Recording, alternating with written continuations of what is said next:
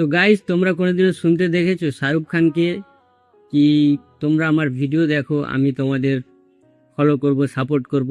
বা কোনোদিনও রোনাল্ডোকে শুনতে দেখেছো যে তোমরা আমার খেলা দেখো, আমি তোমাকে ফলো করব, সাপোর্ট করব? তাহলে তোমরা ফেসবুকে এসে কেন এরকম কথা বলো যে ফলো করলে ফলো ব্যাক পাবে, পাশে থাকলে পাশে পাবে, সাপোর্ট করুন, কিংবা আমার পেজটিকে ফলো করুন, বা একটা কমেন্টে গঠনমূলক কমেন্ট করে যান?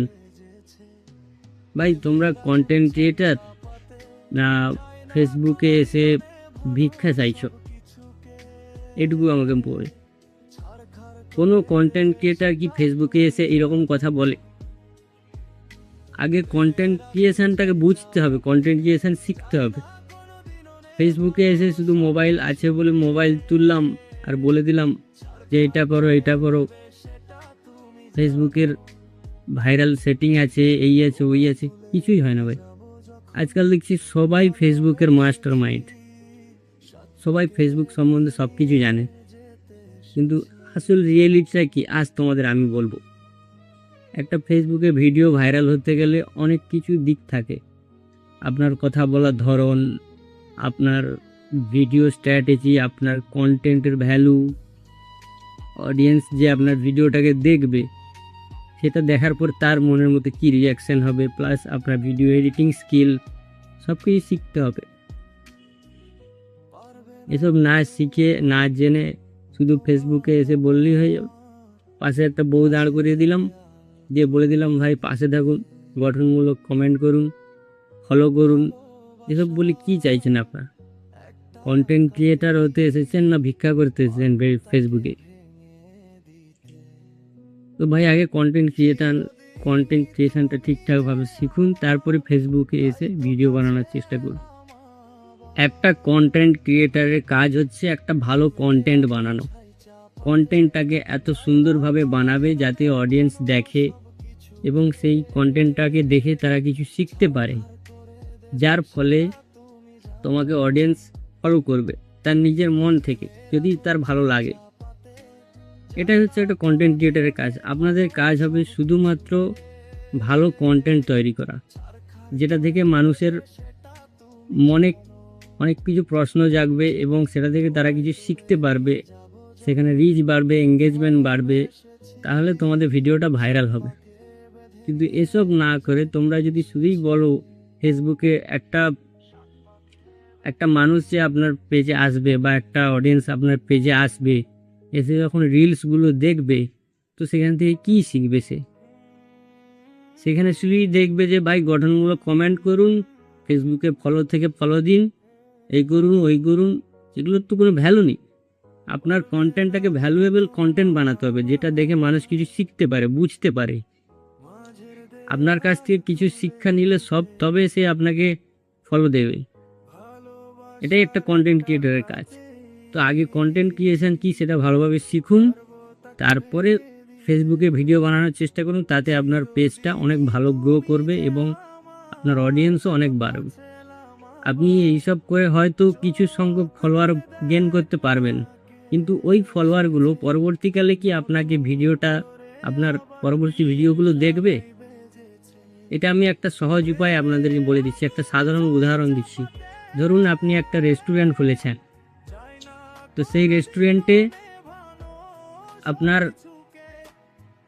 বোর্ড লাগানো আছে যে অমুক রেস্টুরেন্ট, এবং আপনি রাস্তায় দাঁড়িয়ে মাইকিং করছেন যে আপনারা আমার রেস্টুরেন্টে আসুন, তার বদলে আমিও আপনাদের রেস্টুরেন্টে যাব। বা আপনি যে কেন ব্যবসা করুন বা কিছু করুন, স্টোর খুলুন, যাই খুলুন না কেন, আমি আপনাদের ওখানে গিয়ে সাপোর্ট করব। তো সেইটা শুনে কিছু সংখ্যক মানুষ আপনার ফেসবুকে আসলো, মানে আপনার রেস্টুরেন্টে আসলো খাওয়ার জন্য, কিন্তু গিয়ে দেখলো সেখানে মেনু কার্ডই নেই এবং সেখানে কোনো কিচেন নেই, খাবার দাবার নেই, কিছুই নেই। তাহলে কি সেই মানুষগুলো আপনার কাছে হয়তো এসেছে সাপোর্ট করার জন্য, কিন্তু সে এসে দেখলো যে আপনার রেস্টুরেন্টে কিছুই নেই, না আছে খাবার দাবার, না আছে মেনু কার্ড, না আছে কিচেন, না আছে রাঁধুনি, কিছুই নেই। তো তারা পরবর্তীকালে কি আবার আসবে আপনার রেস্টুরেন্টে?